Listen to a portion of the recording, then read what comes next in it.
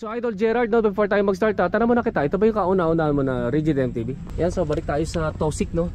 At saka ito yung pangalawang Tosic na model na budget ko na Tosic Spear. Yung dati kasing nauna, yung parang kulay brown yun, 2021 pa kay Daniel Rivera So ito nga, ito yung pangalawang na budget ko na frame na ang brand ay Tosic. Then yung model ay Spear na XC hardtail mountain bike frame. Yun lang ulit ako nakakita ng Promed 26er FK406 26er na hindi suspension corrected. Nakita niyo na 27.5 by 2.1 kasi malaki yung maliit yung clearance. Mamaya tignan natin, no. Ito naman, ito na yung kanyang special features sa kanyang MTB. Dalawa yung kanyang 1 by narrow wide na chainring. So ibig sabihin nililipat mo na lang yung manually, no. Kapag before na aakit ka ng ahon na matarik, no. Yung kanyang yung big ring mo Motsub 4060. Then yung yung small ring mo, yung pambansang brand na Decas na 3060. Pambansang model ng Maxxis Space na 27.5 by 2.1 na wire bed na XC tire. Yun nga, clearance check na natin to. 26er na Promen at saka 27.5 by 2.1 na Maxxis Space.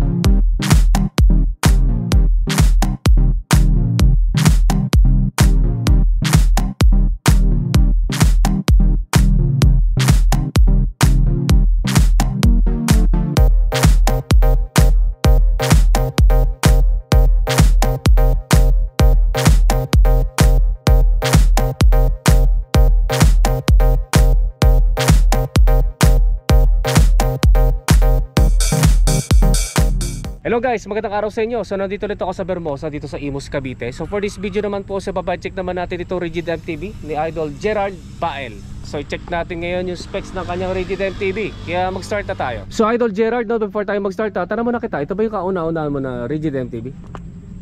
Bale na po, pangalawa po.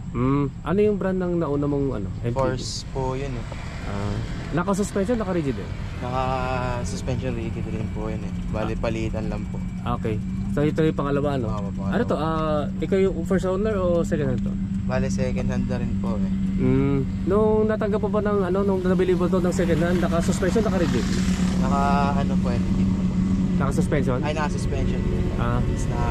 Tapos in-upgrade po natin. Ikaw na nag-upgrade ito, no? So next question naman, Idol Gerard, saan mo regular na ginagamit itong rigid MTB?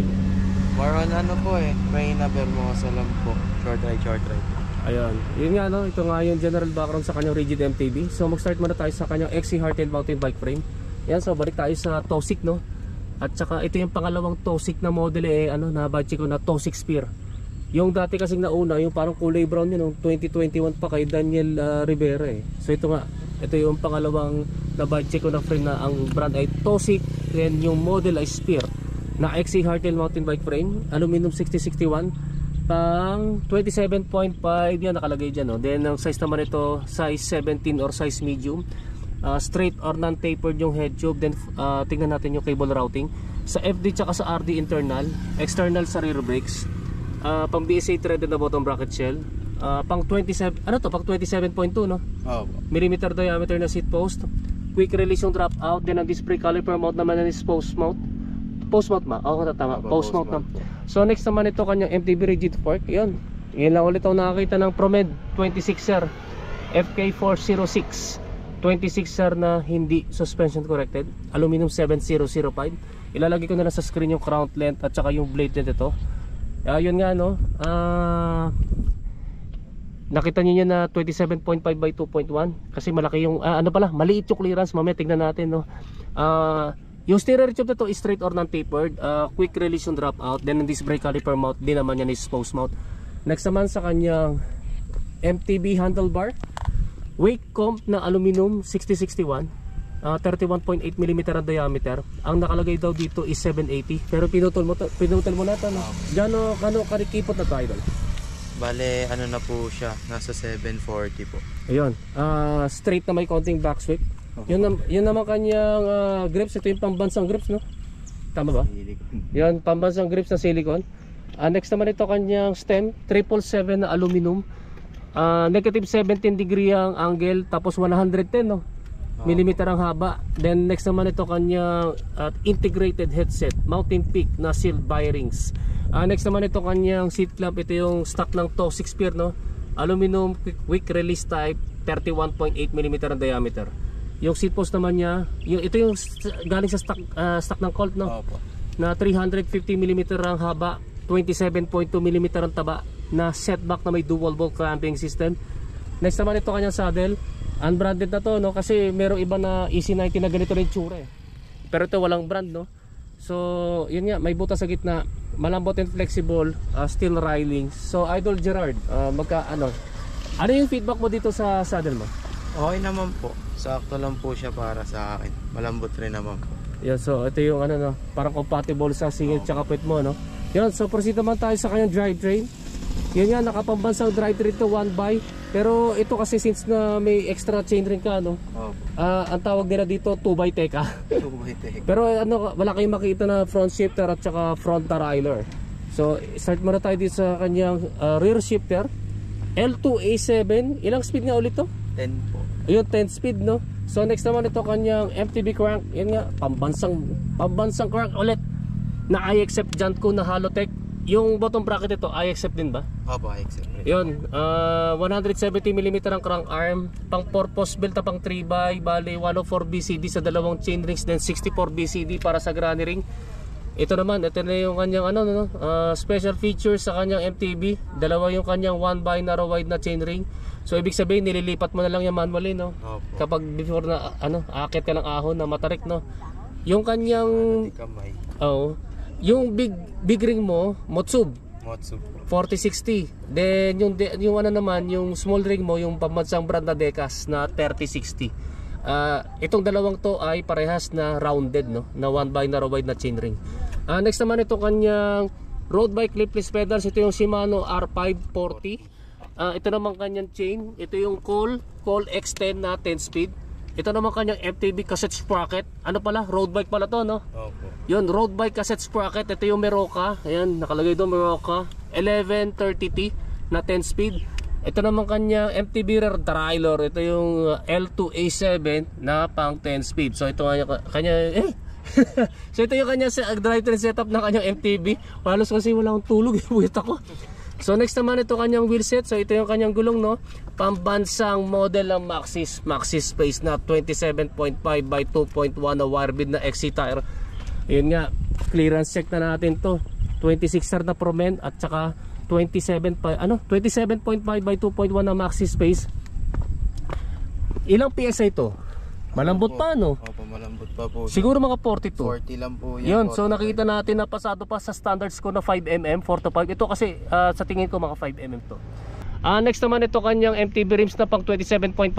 Amin MTD 580. Aluminum double wall, 32 holes, no? Yung spokes and nipples, unbranded to na stainless steel, no? Ito naman kanyang hubs. Ito yung Maxxis Stroke 1.0, no? Ito yung 3/4 with 3 teeth. Yun, kasi type of prehab body, seal bearings. I-check natin yung tunog nito, Idol, kapag naka free wheel.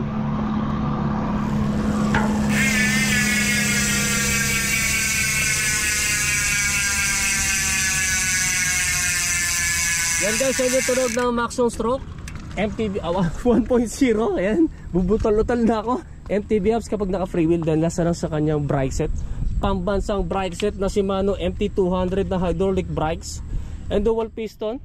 Nasa lang sa kanyang rotors. Ito parehas na unbranded, no? Magkaiba lang yung itsura, pero parehas to, no? 160mm ang diameter. Parehas na fixed type and bolt type disc brake rotors.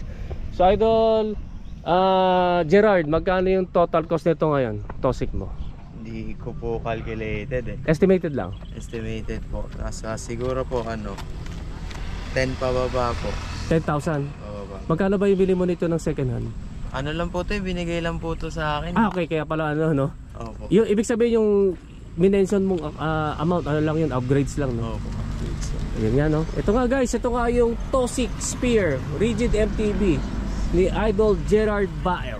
Yan guys, no, na-budget na natin itong Tosik Spear Rigid MTB ni Idol Gerard Bael. So kung meron kayong tanong regarding dito sa kanyang Rigid MTB, comment na lang ninyo sa comment section down below. So mga idol, mag-shoutout na kayo. Kayo po, kayo muna tayo. Sige na.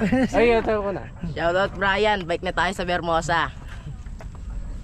Sige na, suway na ako dyan. Sino na? Shoutout kay Luis. Uwi ka na, bike na tayo. Oh, nasa Bicol. Ayan, oh. Nakapagbakasyon na kayo? Hindi pa. November 3 na kasi ngayon. Ay, hindi Wala pa. pang Ano lang muna. Stay lang muna tayo dito. Ako, di ako nag-ano eh. Hindi ako nag-out of town. By December na lang. Yan, maraming salamat po sa inyo. Thank you, no? pa. Yan, Thank you nakakadagal. po.